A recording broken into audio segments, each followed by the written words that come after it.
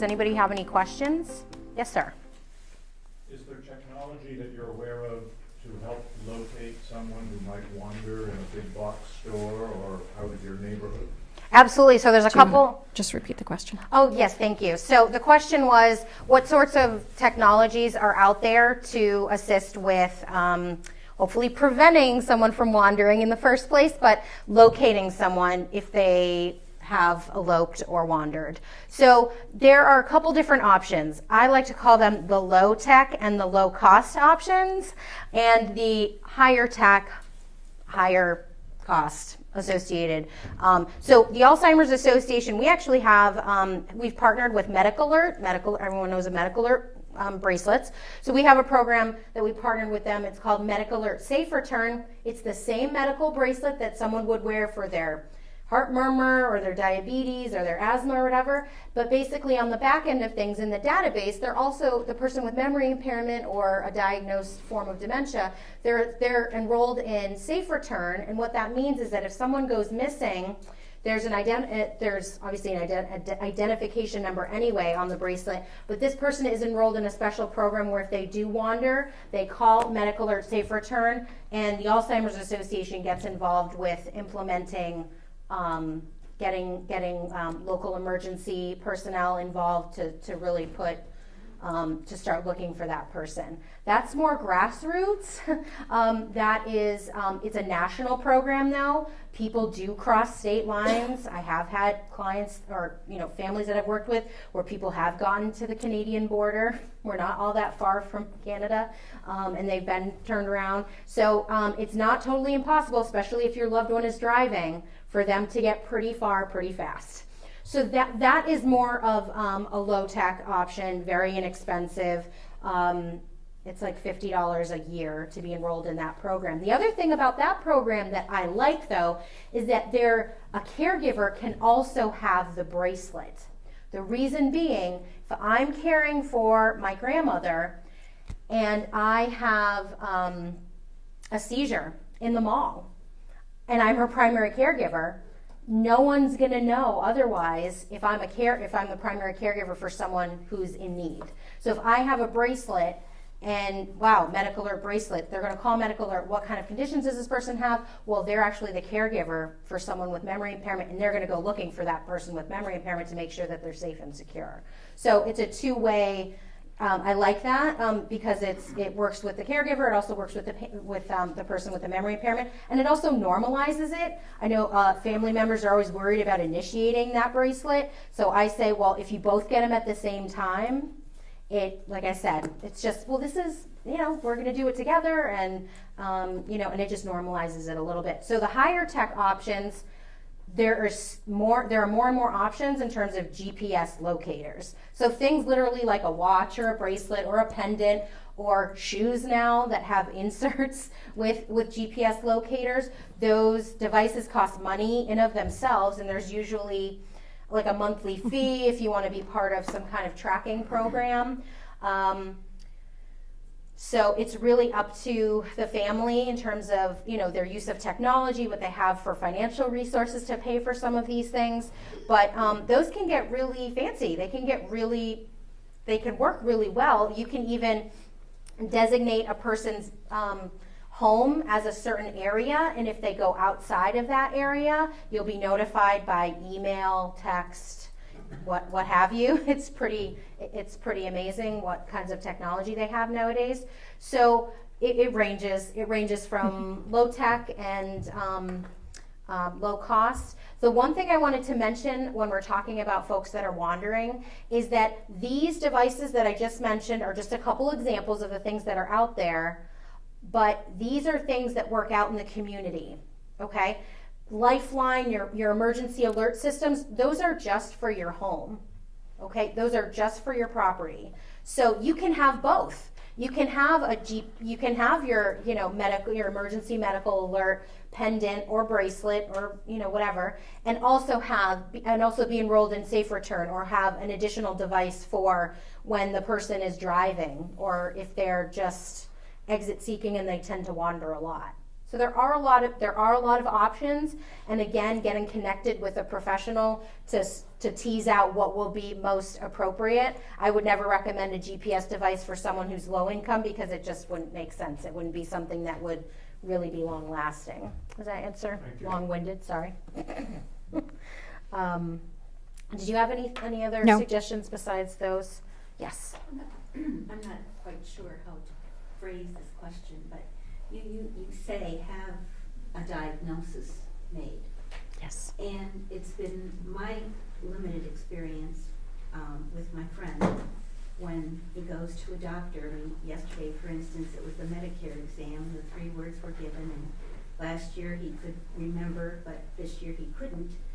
And other things have been happening in his life, so he went to see a neurologist in Hanover, and I said, Doctor, do you think he should have any further testing? And he's 88, and he said, no, I wouldn't at this time. So, how does one insist for a diagnosis? How does one get one? Who do you go to get one?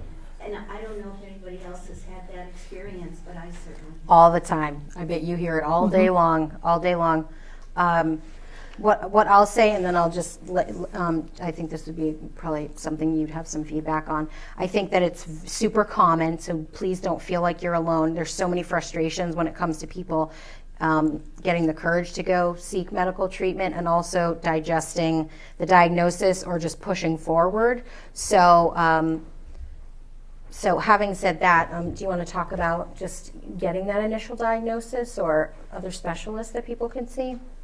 So just to repeat your question, so Thank you, sorry. you're welcome. So they have it for the audio. Really is kind of, having a difficult time getting that initial diagnosis, and how do you kind of get there to give some type of answer or response. So, I think it's an important piece of the puzzle to realize that, you're your own champion, or you're your care recipient's champion. So, continuing to kind of stay on that path of due diligence and asking the questions and kind of, and I don't want to say pushing, but kind of being that champion and asking the questions and kind of looking for the next step and looking for an answer and making those needs known to your physician or their physician in a way that's not, demeaning or rude, but making it more about you and how having that diagnosis would make you feel or would make that loved one feel. People who have, memory loss or, the early stages of Alzheimer's or dementia, they're very aware of what's happening. And think about the frustration that goes with that. And you probably see that frustration in your, interactions with them as their care recipient. So, just making sure that, you're putting you're asking the questions and you're doing your due diligence. And there's nothing wrong with looking for or asking for a second opinion or to see a specialist. If you're talking to your primary care physician, looking to see, I'd like to see a neurologist to ask these questions of, or I'd like to, go here because I hear they're really great at helping people who are experience significant memory loss or memory impairment. So for me, I think the biggest thing is to make sure that you are your own champion and you ask the questions and you do your due diligence and, just don't take, right now, it is what it is because, doctors are busy. And it's important for us to be our own advocates and advocates for our loved ones who might have a difficult time doing that for themselves. Can I jump in? Yes. I want to point out that we have some really good books upstairs about communicating with your doctor. So if you want, Yeah. I can point you to those books. Great. Do you have anything to add to that? I just think to piggyback on what you said, Jen, it's just never a closed door. So if that doctor said, well, not at this time, I would have said, well, why not? Why wouldn't we pursue it? And if they say, well, your friend is really resistant to it at this time, or it's unclear, he or she has so many other comorbidities, so many other conditions, it would be really hard to tease out which dementia. I mean, some of those things to me would be like logical responses from that doctor, but for them, like you said, to just say, well, it's just, he's 88. It's just, it kind of is what it is. That wouldn't do it for me. And so maybe at that next appointment, or, maybe let it sit and maybe just formulate a plan for the next time you visit that person, or if you don't feel comfortable with that person, ask for a referral to another another specialist of that same field or in a different field and get all the information you can, because 88 is the new 60. So, there's plenty of life to live. And, if that person's in the earlier stages of the disease, doesn't mean that has to be like the end, of the road. Accepted norm. Yeah. Did someone else over here have a question?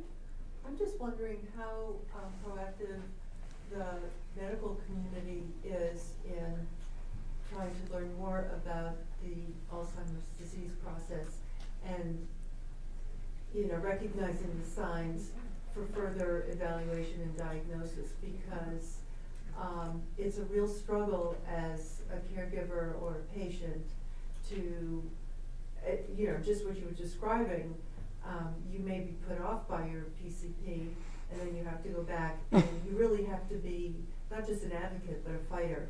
Mm-hmm. And not everyone has that in them. It's absolutely true. And so they don't get the benefit of the earlier diagnosis. And even if you go to a neurologist, he or she may not be the right neurologist with the right specialty. And so, I know of a situation where it took over a year between the PCPs and 3 neurologists to get the diagnosis. Mm-hmm. And so I'm wondering, what is the medical community or the primary care physicians in this community doing to learn more? Is it, part of, they pick and choose their continuing medical education, I assume. Yes. But, you've heard the silver tsunami, and we're going to have more people with this diagnosis. Is the Alzheimer's Association pushing? You're harder? going right where I was going to go with that. So just to repeat the question. Good job, Because Melissa. I'm finally learning. I'm finally learning. So the question is, what is the medical community doing to advance what we know about Alzheimer's disease, or how they diagnose patients, how they direct their patients? And really, so one of the things we know is that our medical system here in the United States is very rushed. It's very busy. It's not always warm and fuzzy. And what the Alzheimer's Association has done, continues to do, and we're really looking to expand all of that, is we do physicians outreach more and more so. If you had asked me that question 10 years ago, I would have said we were doing much less. But we have grand rounds. I personally call neurologists to say, hey, you're listed as a neurologist. Are you treating people with Alzheimer's disease? Because not all neurologists treat people with Alzheimer's disease or some form of dementia. So if I'm recommending, if I'm saying this is the list of all the neurologists in your area, I really don't want to be recommending that you go, the 5 people in your area, if 3 out of those 5 are treating people with epilepsy, Lou Gehrig's disease, other conditions that have nothing to do with what you need. So on a local level, we do that. We have all kinds of new apps for physicians. We have a new app where physicians can download a medical professional app, and they can actually type your email address in, attach a bunch of articles, information, and zip it off to you right as they're in the doctor's office. So we are in the process, well, that's like brand spanking new, because that's a really brand new piece of technology. But when it comes to just overall information about bedside manner, about resources, about how they can encourage people to, just their sensitivity, I think would go a long way. If a lot more primary physicians were much more sensitive to the needs of their patients' memory changes and their caregivers, how that all plays together, I think that we would all feel more comfortable saying, geez, I feel comfortable going to my primary to ask a lot of questions or to express my concerns. And unfortunately, I call them drive-by like doctor's visits, because you really feel like you're in and out in 15 or 20 minutes. And is that really a safe, comfortable environment for you to talk about such a sensitive subject? It's usually not. So besides folks choosing a gerontological focus or a neurology focus, I think I'm sure that there are components of their medical programs that obviously have to do with working with older adults, but the Alzheimer's Association is constantly reaching out to physicians, specialists, hospitals, allied professionals too. So aides, nurses, social workers, mental health professionals. We're reaching out to anybody and everybody because we all need to know about this disease, because personally and professionally, you really can't go anywhere nowadays where you're not bumping into people that have some kind of need related to this. So what do you see in your medical field? Working, with the physicians as part of the Capital Area Memory Cafe, I think, there definitely is starting to be that move towards becoming more educated in the area of dementia or Alzheimer's. I think, and you can speak statistically probably much better than I can, but, when you look at the projection for Alzheimer's disease moving into the next, 20, 30, 40, 50 years, we're going to see probably a relatively significant spike in the number of people who are... See, triple. I knew she could give me the number. Triple. Of people who are going to be diagnosed with the disease. So I think, the medical community is definitely starting to gear up and look at, what's available and how do we support, these people. Because, beyond the diagnosis, it's making sure that the pieces of the puzzle are in place to support that person as the disease progresses, and also support that family as they begin to experience the changes. Because it's frustrating for both the person who's living with the disease, especially early on in the disease process, but also the family who is now beginning to try and work through and adapt to the changes in their loved ones. So I definitely would say here in Concord, I almost used the acronym, the Concord Hospital Medical Group, Dartmouth, Hitchcock, Concord, all the medical providers we have here in Concord are definitely beginning to, and we have some great physicians in our area who are very well versed in memory impairment and dementia and working with those clients. But I think, people are starting to really pay attention to the disease because even locally we're beginning to see it kind of become much more prevalent in our population. So my fingers are very crossed that we'll, really begin to see supports out there and help with the diagnosis, because I think that's key in helping people get the diagnosis and then move forward in living with the disease. Absolutely. What other questions? Any other questions about the disease or about you, ma'am? And then I'm curious, is this a modern disease, or has this been there kind of all along and we've just gotten better at diagnosing it and distinguishing the spectrum? That's a really good question. So is it more of a modern disease, or has it been there right along? Honestly, it's been there right along. Many of us have probably heard of senility, senile dementia. That's virtually what Alzheimer's is. And Dr. Alzheimer's, who was practicing over 100 years ago in Europe, he actually treated someone that was in her 40s or 50s that had this disease, a very rapidly progressing disease. And so the disease was named after him. Now, record keeping, advances in technology 50, 80 years ago obviously aren't what they are today. So we're better at documenting. There's so much more technology to be more specific about what types of dementia people have. Also, physicians have been better maybe not be the right word, but more accurate when it comes to documenting people who die of Alzheimer's disease, because even a few years ago, the term like dying of Alzheimer's disease wasn't common, because people would say Alzheimer's disease basically wouldn't be listed as the number one cause of death. Okay, but now it is, because what medical professionals are realizing is that Alzheimer's disease oftentimes is the precursor for why someone gets pneumonia, why someone has a weakened immune system, why they have organ failure to thrive, things that ultimately cause their death. But it was because 5 years earlier they had this progressive degenerative brain disease that weakened their body and made them more susceptible potentially to some of these other conditions, or made it more difficult for them to recover from some of those conditions, or all of the above. So I think that we can look back in time basically and see so many cases of this issue, but also it's so much more prevalent because of the population explosion. 10,000 people are retiring every day in the United States, starting a couple years ago. So it is astronomical. There's over 5 million people in the United States right now that have Alzheimer's disease, and by 2050, we're thinking that it could be 16 million or more, with just Alzheimer's disease, not even counting all the other various forms of dementia that are sort of mixed in there.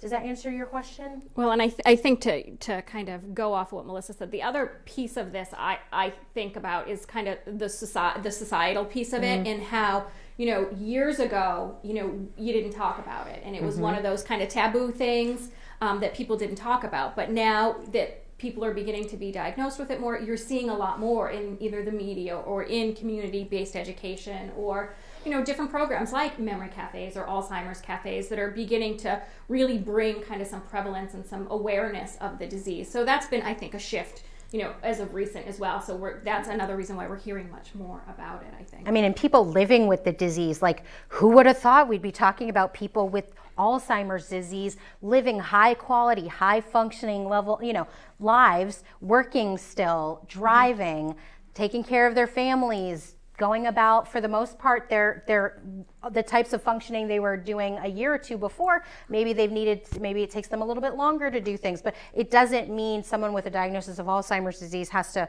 become a hermit and crawl into a cave and sort of never experience life again. We really, at the Alzheimer's Association, we want to let people know that Alzheimer's disease is something that, get it diagnosed, like, let's treat it, let's get you connected, let's support the caregivers, let's do, as many wraparound kind of supports as we can for that person, because just like it takes a village to raise a child, it really does take a village, emotionally, mentally, spiritually, physically, financially, to take care of a person with memory impairment. It really does. So the more services, the more supports, the better. And there's still such a stigma, though. Like, I think, when I was finishing school 10, 12 years ago, I was like one of the only people in my class that wanted to work with, I'm a licensed clinical social worker. I was like one of the only people that wanted to work with folks with memory impairment.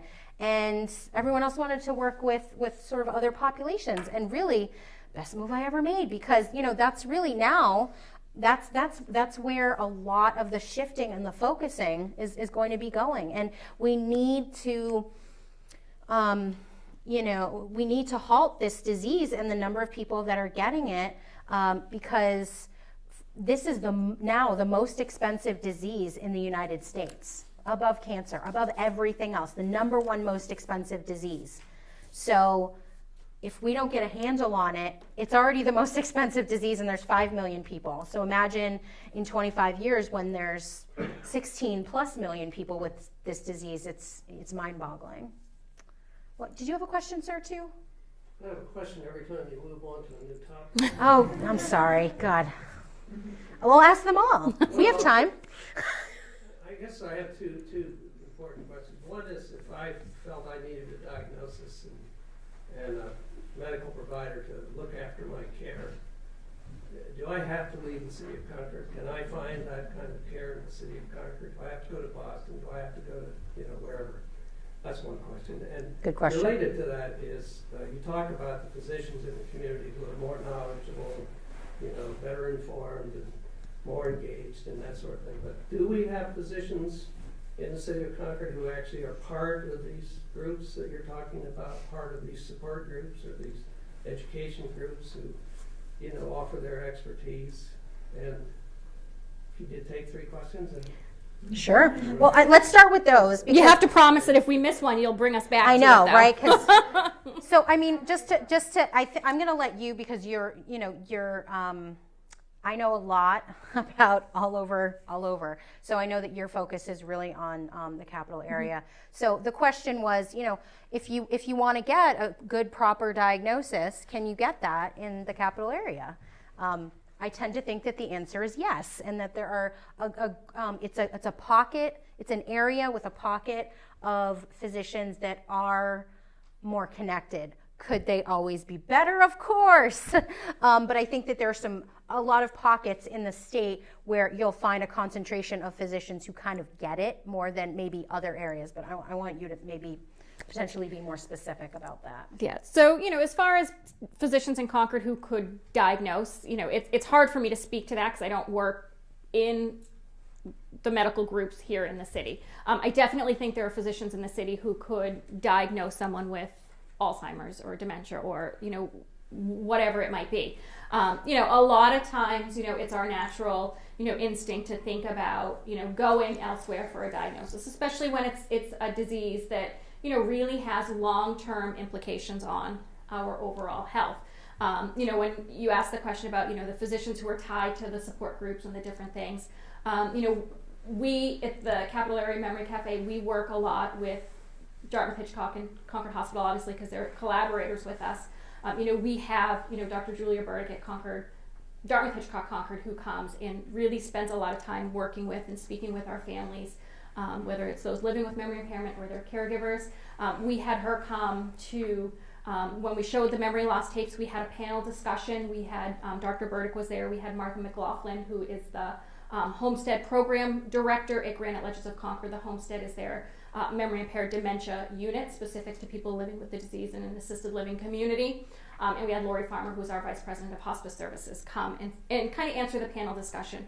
We've also had Dr. Lynn Paintner, who's affiliated with the Concord Hospital Medical Group, come and do one of our cafe chats as part of the Capital Area Memory Cafe. And we've used Dr. Karen Bryan, who is the medical director at Granite Ledges of Concord, as a resource for us. So, there's definitely a lot of knowledge in the community as far as speaking specifically to can they or can't they diagnose me. It's hard for me to really say. I wish I could give you a very concrete black and white answer, but I lean towards yes, there are physicians in the Concord area who could diagnose you with the disease. But again, keeping in mind, kind of like we were talking about over here, care and receiving care oftentimes or can sometimes be about choices. And if you feel like you're more confident in going somewhere else to get that diagnosis, it's definitely worth having the conversation with your healthcare provider. And not being afraid to do that. Sometimes we're afraid to talk to our doctors because we don't want to hurt their feelings or because the doctor knows best or whatever it might be. But by asking those questions, you get the concrete, you get the black and white answer. So, if I was to go into my primary care physician's office who's at Dartmouth Hitchcock Concord and say, I'm really concerned with what's happening in terms of my memory. What do we do? What's our next step? I would guarantee that physician is going to be very honest and very upfront as far as who they feel the best person is for me to meet or to have an appointment with to get that diagnosis. So, it's opening those conversation gates and then kind of listening to what the healthcare provider has to say. And they might say to you, you know what, I really think you should go up to Dartmouth Hitchcock, Lebanon, and meet with this doctor. Or, you know what, there's this great doctor down in Boston, or this great doctor in Manchester. Or there's a study going on, right, exactly. Something's happening. So, having those conversations, I think, is an important piece of the puzzle. And being your own advocate and, kind of being a fighter. And I think you said it perfectly. You need to be your own kind of, champion, I like to say. In southern New Hampshire, we have, southern central New Hampshire, we have, we're kind of at a good crossroads, I feel like, personally, because we have a great pocket in Lebanon, great diagnostic center in Lebanon. We are close to Boston. We're not that far from Bennington, Vermont. Bennington, Vermont has a memory clinic there that does a lot of research. We're not terribly far from New York even, or Yale. Yale has tons of things going on. So there's choices. So I think that if you can obviously get what you can, get what you need in your backyard, by all means. But if you want to take it a step further, or if you're not getting what you need in your backyard, we have a lot of other choices. So, third question, do you still have it? Well, I'm more interested in the term you use, living with Alzheimer's, and the kind of support that's available for people who, the patients. Sure. Lots of, focusing on caregivers, and as well it should be, but yes.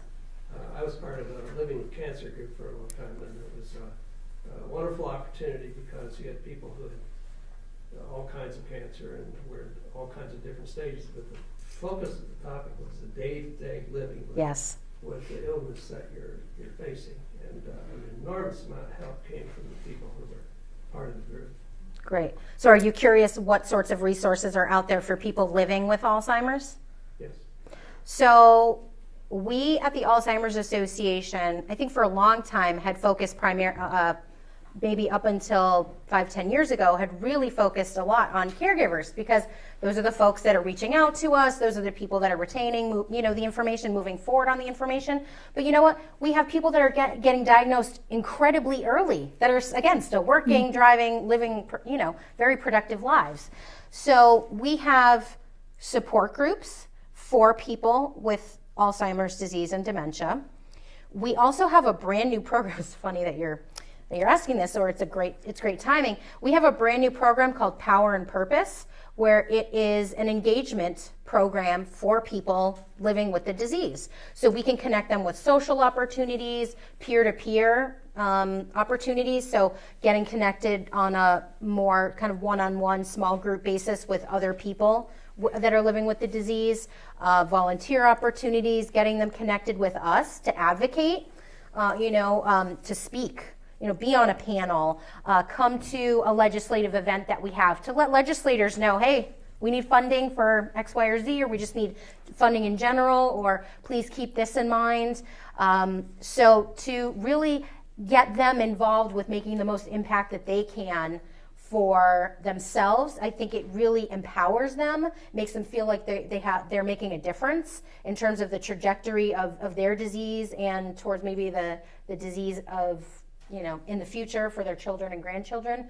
When it comes to folks living with the disease, we also have ways to connect them with research studies, because I also feel that living with the disease, that's an option for people living with the disease, and that's a way, again, for them to give back. But when we're talking about supports, the Alzheimer's Association, and one of the biggest things that we have are education programs. So education programs like this, one time, but also 3-4 part series for people specifically with living with the disease. Because we do want folks to know that if you haven't been diagnosed, this is how you can do it. This is why it's important. These are things to think about in the future.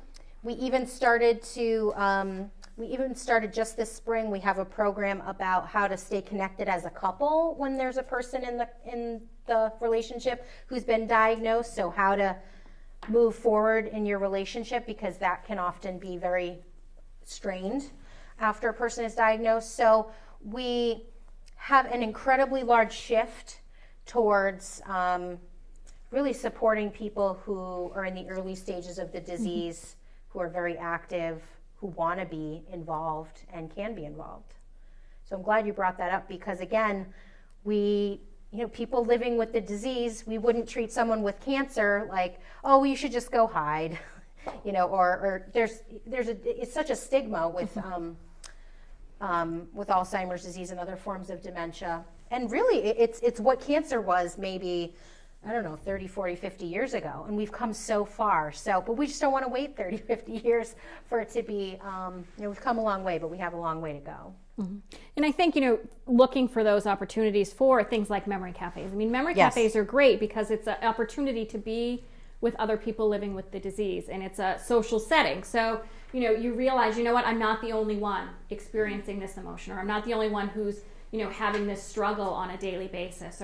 So it's a great opportunity to talk to those people, or people who are living similar situations. So whether it's someone with, Alzheimer's, dementia, memory impairment, talking to someone with memory impairment, Alzheimer's, dementia, or if it's, the caregiver talking to another caregiver, it's that social setting that's a nice opportunity to make you realize, I'm not alone in this, and there are other people. And, sometimes people don't want to talk about their disease in public, in a mixed, setting. So it's a great opportunity because everyone in that room is living with the disease, either from a patient perspective or a caregiver perspective. So that's a great opportunity. And like I said, there's 10 different memory cafes in the state, and you might find that all 10 of them might do it a little bit differently.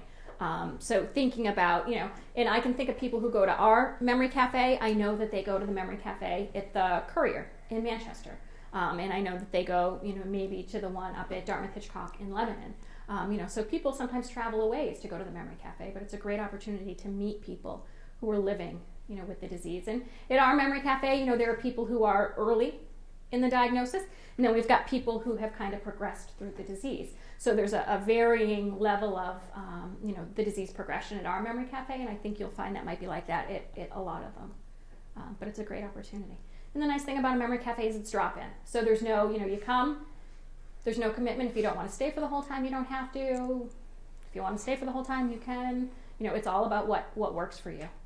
And, they're a great opportunity. And a huge part of our website is dedicated to people living with the disease. So information about community events, community programs, everything that we're doing to support people. We have message boards, websites with message boards where people can just anonymously go on, who have computer access to really connect with people if they can't get out or, that sort of thing. So that's another way. Yes. You talked about getting early diagnosed, and if you don't get it early, your slope goes down, and to level it off. What do they do to level it off? Is it medication? Is it? Sure. Yeah. So two things. So the question is, how can we slow down the progression of the disease for all intents and purposes? So one thing I want to clarify, though, is that if you don't get an early diagnosis, it doesn't mean, it's like this. I don't want anyone to think that if they waited a little bit longer than maybe was, they should have, that they're, going to go downhill in 2 years or whatever time frame comes to mind. But certainly, it makes more of an impact in terms of treatment options and just planning for the future the earlier you are diagnosed. So the reason why I say that, so when it comes to treatments, the FDA-approved medications that are currently out on the market are proven to be more effective when they're implemented earlier on in the disease process. So that's a big reason in of itself. Because going back to using cancer as an example, I would much rather know that I have precancerous cells in my body than I have stage 3 or stage 4 lung cancer. We don't want to find out 10 years into the disease process that you have this, because there may not be a lot of options for treatments, and there may not be options for things like legal and financial documents. If the person is beyond the capacity to sign those documents, that puts a whole nother spin on the situation. If they didn't have a living will, or they didn't designate, people to make decisions for them, or how they wanted their care to be. And if they can't communicate those things, that makes it more difficult for that person to, again, have the best quality of life that they can. So really, when we're talking about early diagnosis, getting connected with a doctor that you feel is treating you with the dignity and respect, or treating your loved one with the dignity and respect that they deserve, and getting, the most accurate diagnosis possible. I just lost my train of thought. What is my problem today? It must be the cold. It's really important to get connected with those doctors, because that early diagnosis, again, more options. Unfortunately, the same 4 FDA-approved medications that are currently out on the market, there hasn't been a new FDA-approved medication in 9 or 10 years. That's where research comes in. So please don't ever think, anyway, that there aren't plenty of researchers that are trying to make advances in the field of pharmaceuticals, but they never just quite make it out of, through all the phases of FDA, trials. So again, those 4 FDA-approved medications are the same ones that have been there, but they're more effective the earlier in the disease process that they're initiated. Plus, with all the research that is going on, there's a great deal of trials that are going on that people can participate in, and if you know sooner, there's more opportunities for you to participate in advancing the research of the disease, honestly. And there's been so much more in terms of advances in technology, like particularly brain imaging. I mean, PET scans just came out within the past, 3-4 years, and that PET scans are the most advanced brain imaging technology that we have nowadays, and that can actually show the buildup of beta amyloid in a person's brain. And that's one thing that the Memory Clinic in Bennington, Vermont is really studying. They're doing a preventative study where they're looking at people who are very young, in their 40s or 50s, have absolutely no memory problems, no clinical symptoms to speak of. And what they're finding is they're finding traces of beta amyloid in their brain. They're doing PET scans on them, and they're studying them, and they're very surprised. They're like, wow, this person is 45. Why do they have this? Well, what they're realizing is that what we thought of as people starting to develop that beta amyloid maybe 5-10 years before they started exhibiting symptoms, now they're thinking, whoa, people are starting to have that buildup of beta amyloid maybe 20-30 years before they have clinical symptoms. So there's so much research going on. The sooner you know, the more you can do. I mean, sounds really simple to say. Getting that diagnosis, just getting the gumption to go get the diagnosis, finding a physician or a team. You really want a medical team too, that you feel like you can connect with, that's supportive, that's going to do whatever it takes, to get you treated to the best of their ability. That's really super important. That's probably one of the hardest parts, really. Yes? I have a grant and a funding question. Sure. So I'm a music therapist, and I work a lot with Martha McLaughlin Oh, yeah. at Granite Ledges, right. And we do a lot of music therapy groups on Homestead. There are a lot of facilities that call me, or families that call me, and they read the research, they know how effective this treatment is, but their insurance company doesn't necessarily cover it. Do you know, and the question I always get is there grant funding out there? Is there anything like that? Do you know of any grant funding for these alternative therapies that are very effective, very research-based, but not necessarily accepted yet by our modern conventional medical establishment? That's a question, and right off the bat, I'm going to say I don't know of any. I don't. Or anyone we could talk to, or I guess think about it. Yes, that's probably, that's, I think, I get asked the question all the time about, just questions about how people can, maybe which facilities have program, music therapy, art therapy, things like that. And those are therapies that are incredibly impactful for people with memory impairments. But in terms of, how people can, I don't know of medical insurance providers that typically cover that, like you said, as an alternative therapy. If you have the financial security, you could really do quite a lot. You could do whatever you wanted, basically. But maybe the other thing too is to maybe get connected with agencies in the area that are already providing those, even if it's on like a monthly basis, or I'm just thinking of any of the councils on aging, or any senior sort of service agency, community center. They may have rotating programs that they have. So that may be one kind of grassroots way that someone could get connected with that. But right off the top of my bat, the unfortunate, I've never heard of a particular, off the top of my head, of a grant or a program, unfortunately, that would enable a group to be able to do that. But sounds like we need one. Have you tried, the National Institutes of Health are always usually sometimes some really good grant developers, and I'm trying to think of the name of the actual institute of NIH that would help you with that. Okay. But if you went to NIH.gov, there might be a method. There's an institute there that will deal with memory and neurological issues, and so they could be a really great resource for you. Yeah, that's great. Thank you. There's usually funding available, if not through them, through partners that NIH has, since they get money that they want to give out to the communities to help with this. So that could be a potential funding source. Thank you. And also, I think the other thing too to think about is that obviously you're a music therapist, you went through school, you had to do practicums.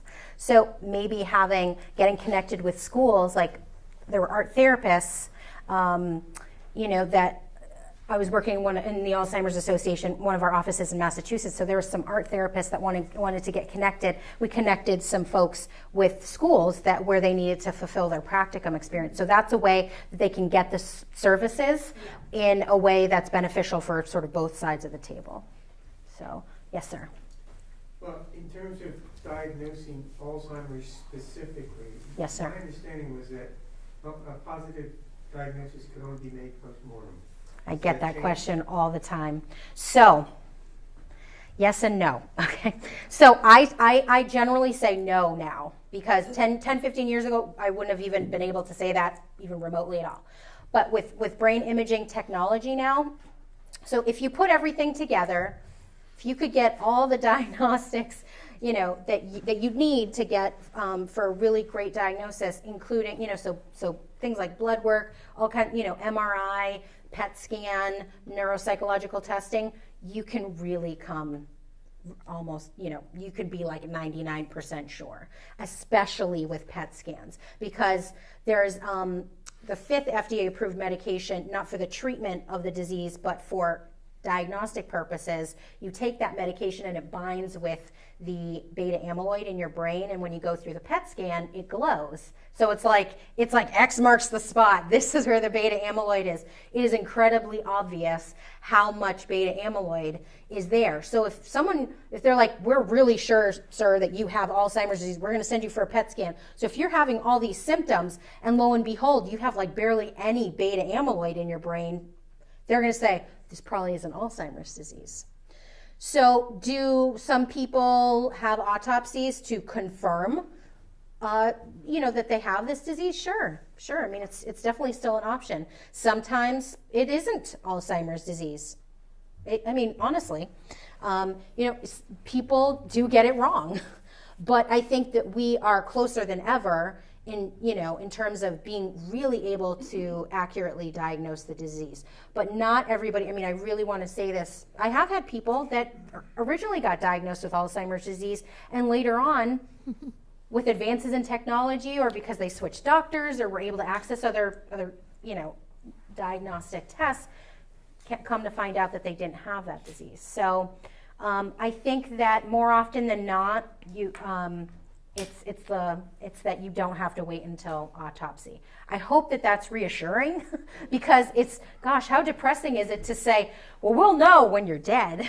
That's not really helpful while we're breathing and on this side of the grass. You know what I mean? So there is a lot, but we're glad that you're here, all of you, because we want you to know that there are resources, for getting a diagnosis. Once you've been diagnosed, if you're a caregiver, if you're a physician, there are ways to get more educated and to get support. I'm just gonna, yes, sir. I was going to ask the other lady, where are the memory cafes held here in Concord? In Concord, we hold them at the Granite Ledges of Concord. So do you know where Concord Hospital is? Yes. Langley Parkway.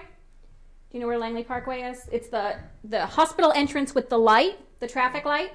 If you go all the way past Concord Orthopedics, past the Learning Center, there's an assisted living community tucked right in that back corner. We meet there on the third Wednesday of every month. You're welcome. And the phone number is right on And the phone number is on there, and it will get you to me. So we can talk after if you'd like as well. Thank you. You're welcome. Do you have another question? I read something in the paper, probably within this last month actually, that there is now a blood test. And I don't know if it's testing for the beta amyloids or what, but then the article switched to the whole moral basis of, do we want to know? Yeah. And that's actually something I haven't talked about, but there are genes that have been found to cause Alzheimer's disease. So certainly someone can, genetic testing is not widely available. So most of the time people at this point are getting genetic testing if they choose to do so through clinical trials, or if they have the financial means to go to Brigham and Women's in Boston or somewhere else to have the test done. So it's an option, certainly, but if someone has the gene, it doesn't guarantee that they're going to develop the disease. So that's why, just like when the genetic testing for breast cancer became available several years ago, there was just all this, all this hype about it, all this energy around it, and people really running to find out if they could do it. But you have to go through lengthy genetic counseling because they want to know that you're going to, if whatever the results are, that it's going to be productive information and it's not going to, cause you to be depressed or, that sort of thing. So, there are genes out there. There are ways to test for that. Certainly, it's another option in the arsenal in terms of getting the most accurate diagnosis that you can. And there's other risk factors like family history and some other things that may play into a person getting diagnosed with this disease or another form of dementia. One more question, and then I think we're going to be wrapping up. Yes, ma'am. So, are you saying that an MRI would not show the beta amyloid? So a PET scan would give you evidence earlier than an MRI would? I think MRIs, so this is sort of, in my mind, how, X-rays are not used to diagnose Alzheimer's disease. CAT scans, maybe, if that's really what the person's insurance would cover. I guess CAT scans would be a little bit better. Oftentimes, CAT scans are used to rule out things. MRIs are, up until not that long ago, were the most advanced brain technology that they have. So a lot of people's medical insurance won't cover a PET scan because it's that newest and greatest thing. Unfortunately, it's expensive. So a lot of insurances won't cover that unless all those other tests have been utilized, and it's still not definitively clear what the person has. So an MRI can show evidence of beta amyloid, but PET scans are just really far more clear about it. And they have the benefit of using the medication, the FDA-approved medication that you take to make that the evidence of the Alzheimer's disease and the beta amyloid just even more apparent in the brain scan. Let's put it that way. So it's all about like what a person has access to, what does your insurance cover, who's in your area. I mean, what you can pay for, what you have access to, there's so many different choices and so many different things that you sort of have to think about when we're talking about getting a diagnosis or discussing treatment. So I'll leave it at that.